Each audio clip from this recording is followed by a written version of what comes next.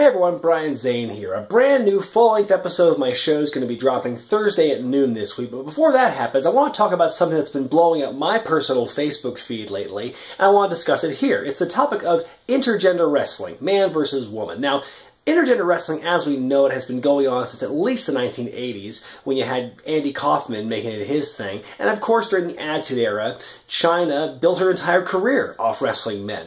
And it's still happening today in the indies. There's still a demand for intergender wrestling.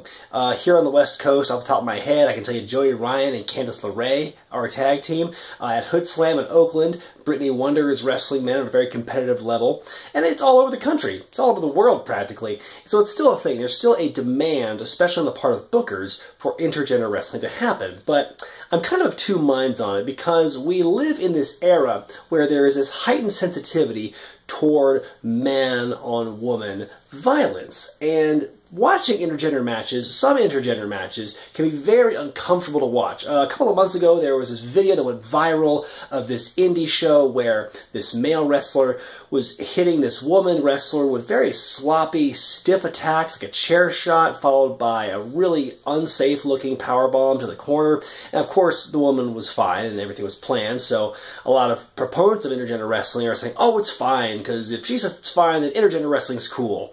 You know, it's just one of those things. I mean, some people don't feel comfortable seeing men and women fighting in the ring. It's very awkward because a lot of us have been taught since birth it's not okay for men to hit women.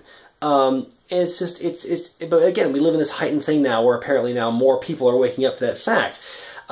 It's very difficult. My stance on intergender wrestling is you can do it as long as it's tasteful. What I mean by that is, you know, don't be drawing blood on the woman. Don't be, you know, hitting each other with chairs. You know, don't punch them in the mouth.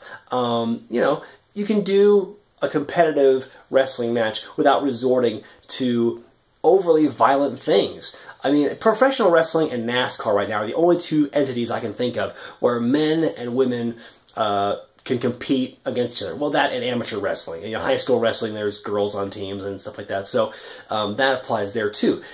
So on one level, I think it's okay, but I just think it's on the part of everyone involved, the men, the women, and the bookers, to keep it, to prevent it from getting too out of hand, from getting too violent and graphic. I think if you keep it within the confines of a wrestling match and don't resort to the excessive violence that could resonate with people who are against domestic violence, then I think it's okay. But of course, it's a very nuanced topic. There's lots of different opinions, lots of different variables on this topic. Let me know what you think on this. Comment below. Be sure to thumbs up this video. Subscribe to Wrestling with Regret. Don't forget to buy the Wrestling with Regret t-shirt. And of course, this Thursday at noon, brand new full-length episode. Hope to see you there, and thanks for watching.